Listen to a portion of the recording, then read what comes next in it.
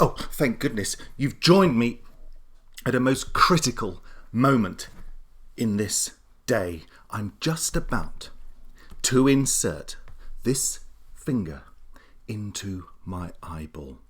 Okay, here we go. Here we go. Here we go. Here we go. Here we go. Oh, thank goodness. Somebody installed safety glass. Thank goodness.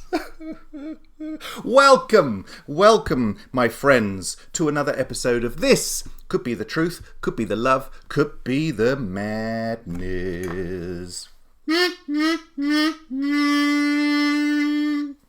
My name is Zach, and bonjour. Welcome back to here. And I'm a fully paid up member of the Bipolar Club, which doesn't mean I explore the Arctic. Interesting. Ha ha ha. Pause for hysterical laughter. Carry on. This week, I'm looking at the view from above. The view from above. Are you a god? Nope. Then die. Ray, if anyone ever tells you, ask you if you're a god, you say yes. Of course we're not gods. I can't fly. Can you fly? Well, it can fly. Qantas never crash. But I can't fly on my own. I need propulsion. Which anyway. Let's not talk about stink bombs anymore. Let's move on to view from above. But first, pick a card. Any card. Pick a card. Any card. Pick a card. Say when. When. Right. You are Rory Scrawl.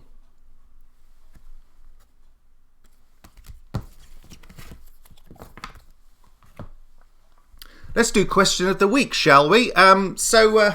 Here's question of the week. Very tricky question. Mathematical question. What number will I roll on this here dice? You can see it's just normal dice. Straight dice, normal dice. 3, there's a 3, there's a 2, there's a 6 there, there's 4 there. Higher than a 4, there's a 1. No. Higher than a 1, there's a 5. See, it's got all the numbers on there. All the numbers you need, in fact, for life. Apart from, actually, 9 isn't on there. Yes, the theory is it's 369, isn't it? Or something like that.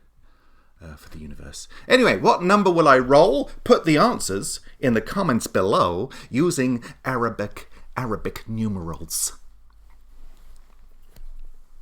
So, view from above. Here we are. Do you look at the world through a lens, a filter? Like these things. These are called Lee filters, used in the theatre, and I often used to work in the theatre, still do appear in the theatre too. I'm a theatre person. See how it works? Isn't that marvellous? And then you can even go propel. Let's go to propel. Hey, propel. Isn't that marvellous? Hey, doesn't the word look strange? It always looks strange. It's just the way I roll. So, view from above. What am I talking about? Well, are you a god? No, but we are human beings, and this is from Clash of the Titans, you see, and basically the view from above, it's an Olympian view. It's a Stoic philosophical thing, an Olympian view. There's Olympia, as depicted in the 1981 film Clash of the Titans, starring Laurence Olivier. Dear Johnny. And lots of other people. There's the constellations that they become afterwards. And in my Stoic book, written by Donald Robertson, I wonder if he was Scottish, Stoicism and the Art of Happiness, the view from above, Haddo, coined the name The View from Above from one of the main Stoic psychological exercises, which involves visualizing the world and you in that world as though seen from high overhead. An Olympian perspective.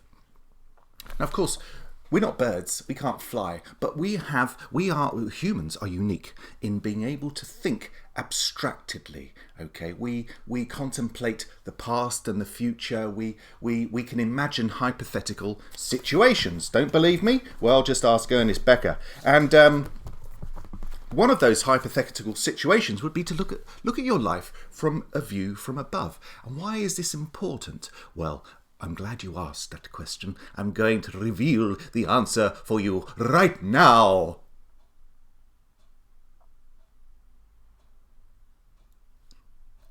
Okay, you're still there. Okay, so well, it's important because when we go through challenges in our life, we're going through stressful situations. We're going through, even sad situations, things like grief, which I've gone through, quite recently.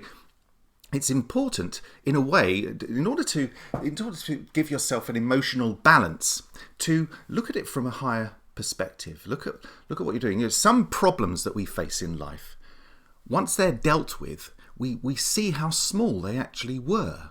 But when you're in the midst of it, when you're in the eye of the storm, you're blinded by the chaos that's going on around you. Whereas if you were able to just extraction from the situation for a moment, and you can do it using your imagination.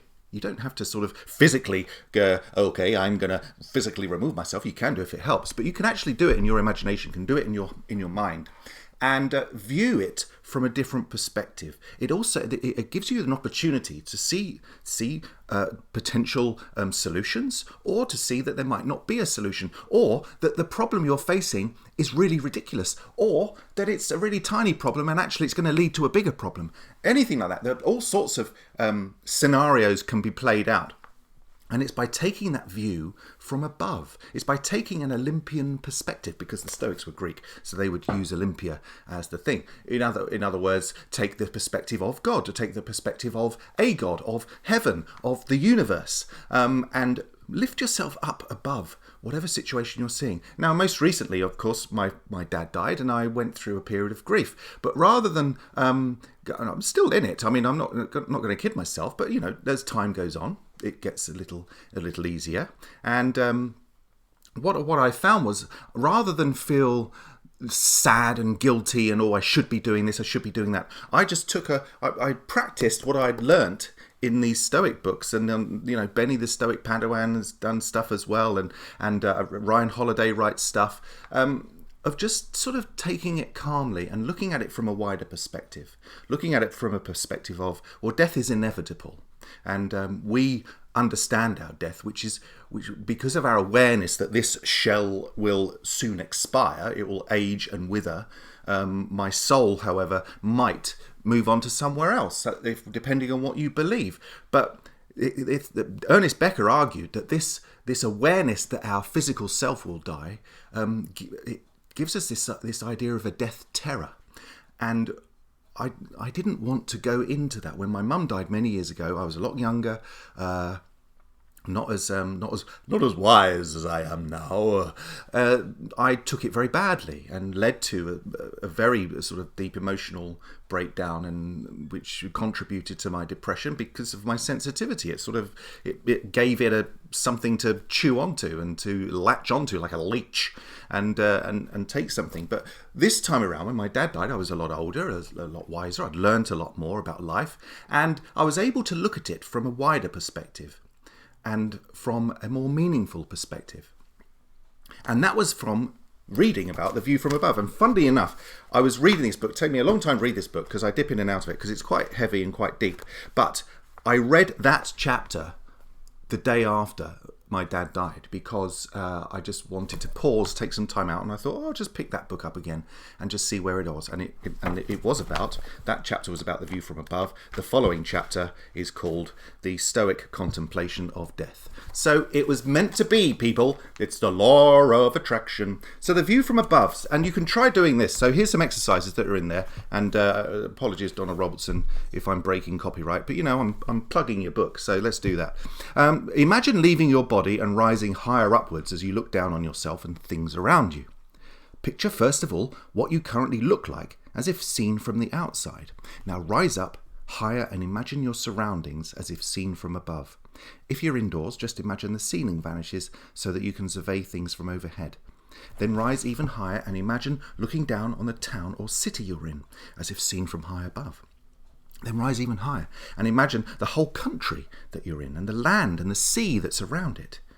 And then contemplate the way some areas are populated more than others. Now imagine rising higher into the heavens and viewing the whole planet Earth as if seen from space, and the polar ice caps and the north and south. And recall that your body lives down there, just 1 tiny occupant of a huge and diverse planet, but realize that your mind is able to grasp the concept of the whole of nature. Think of the transience and interaction of all material things and imagine all things together. Because we are all as one. And Hermetic principles teach us all is mind, all is one. We are all connected. The problem with the human race, as we're seeing, because it's crumbling around as society is crumbling, is that we see ourselves as divided. But that division is causing this ridiculousness. We're all connected. We're all one. We're all sharing this planet. This is our home. You don't. I suppose families do. You have someone living upstairs, someone living downstairs, and you don't talk because you all don't like each other. It's nonsense. View it from above. So there we are. Clash of the Titans. Good film. And View from Above, the Olympian perspective. I'll be right back after this.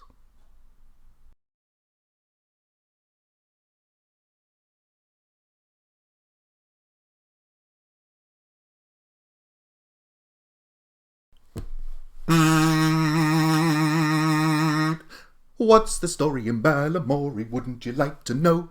What's the story in Balamory? Wouldn't you like to know? Not really. No, not really. Thanks. But thanks for asking anyway. Thanks for asking. Let's conclude question of the week. What number will I roll on this dice? Oh, it's exciting. It's exciting. We are joined now for the final of the Dice Rolling Championship. A bit of luck there, a bit of luck. Oh, it's gone a bit green. Anyway, never mind. Anyway, here we go. I can feel it. I can feel the number 5 rolling into my view. Ready? I'm just going to throw it down here. You're not going to know what it is, are you? Oh my goodness me, it really actually was the number 5. Sorry. That was real. That was real, definitely. It landed on top like that, and then, How strange. Isn't the world, the universe and nature a strange thing to contemplate when you're sitting on the toilet listening to David Bowie? If you do not do that? Oh. Just me then. So that's it for this week. What am I doing next week, Mr. Producer? Oh, goal setting next week. Not next week, the next episode. You know what I mean.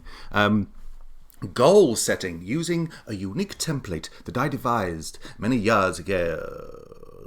In fact, 12,500 years ago. So catch me on my podcast, Mark and Zach, the Outsiders podcast show. We are on various platforms. You can search for us in there. We've just started recording a new series, which will be reaching out to you via various different modes of media. And you can also please like and subscribe to my YouTube channel. Please check out my Amazon account. I'm not saying buy anything on my Amazon account. Use your Amazon account. My author page, goodness me.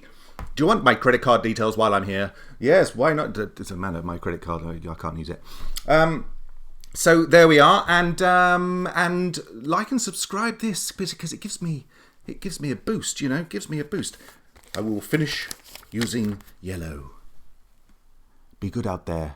This show will lead to truth, love, and madness, and my future Fringe performances, which will be past Fringe performances if you're watching this in December 2023.